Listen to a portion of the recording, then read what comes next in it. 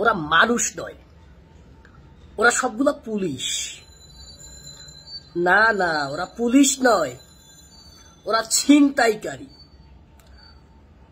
ওরা চাঁদাবাজ, ওরা চোর, ওরা ডাকাত, ওরা ইয়েবা পাচারকারী।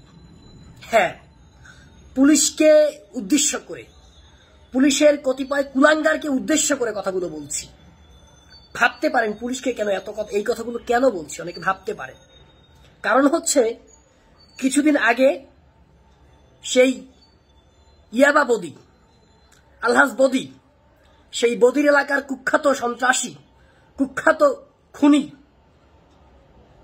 আরেকজন,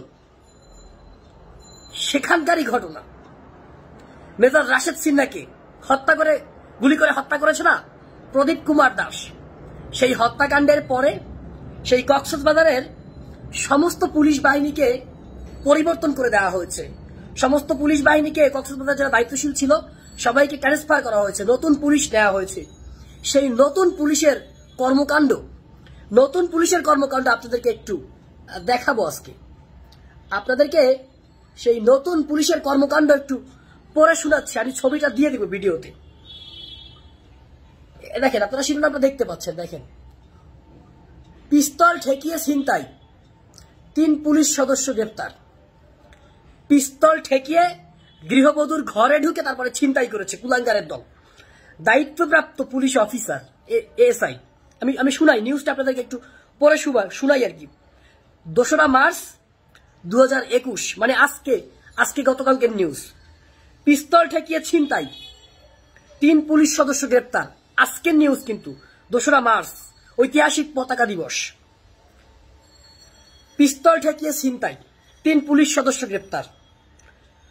কক্সবাজারে এক নারীকে পিস্তল ঠেকিয়ে 3 লাখ টাকা ছিনতাইয়ের অভিযোগে গ্রেপ্তার পুলিশের 3 সদস্য। কক্সবাজারে বসত বাড়িতে ঢুকে, রাস্তায় না কিন্তু, যে ডাকাত বলেছি না, ওরা ডাকাত, ওরা চোর। কেন ডাকাত বলছি, কেন চোর বলেছি তার ব্যাখ্যা দিচ্ছি।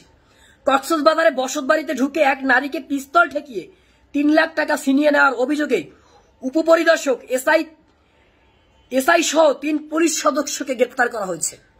বাসায় ঢুকে যেটাকে চুরি করে সেটাকে বলা হয় চোর, আর যেটা হচ্ছে জোর করে টাকা আদায় করে সেটাকে বলা হয় ডাকাত। তাহলে ওরা ডাকাত, আর যদি চুরি করে তাহলে চোর।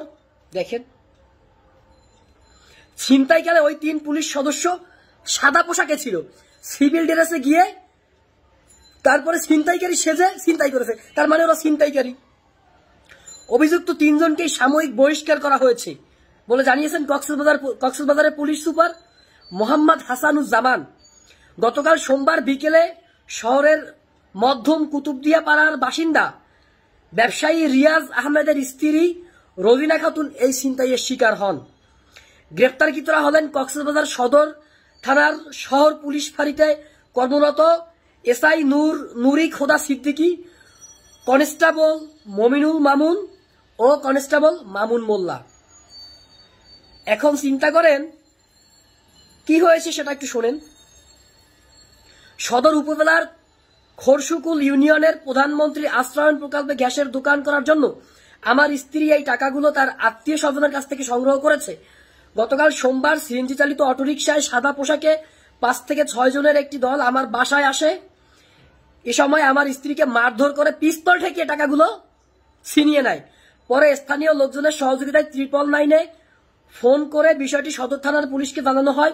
ঘটনাস্থলে আটক করা একজনকে পুলিশে সোপর্দ করা হয়, পাশাপাশি গুরুতর অবস্থায় আমার স্ত্রীকে কক্সবাজার সদর হাসপাতালে চিকিৎসা দেওয়া হয়। এখন চিন্তা করেন, চাকরি করে পুলিশে, জনগণের ভ্যাটের টাকায়, ট্যাক্সের টাকায় ওকে বেতন দেওয়া হয়।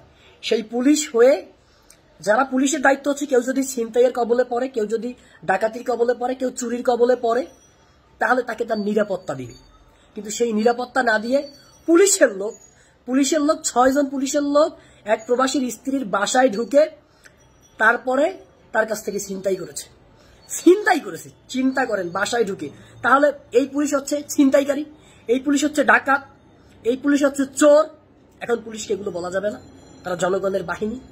আজকে তাদের বিচার করা উচিত যারা এই পুলিশকে এই ছিনতাইকারী বাহিনীতে পরিণত করেছে। আজকে আলহাজ বদিউজ্জামান বদি, আলহাজ বদি, কিংবা হচ্ছে প্রদীপ কুমার দাস, যাদের কারণেই আজকে কক্সবাজারের এই অবস্থা, তাদের বিচারের আওতায় আনা হয়নি। বদি সাহেবকে এখনো বিচারের আওতায় আনা হয়নি। প্রদীপ কুমার দাস মেজর রাশেদ সিনহাকে যদি হত্যা না করত, প্রদীপ কুমার দাস যদি মেজর রাশেদ সিনহাকে হত্যা না করত, তাহলে সেও বিচারের আওতায় আসতো না।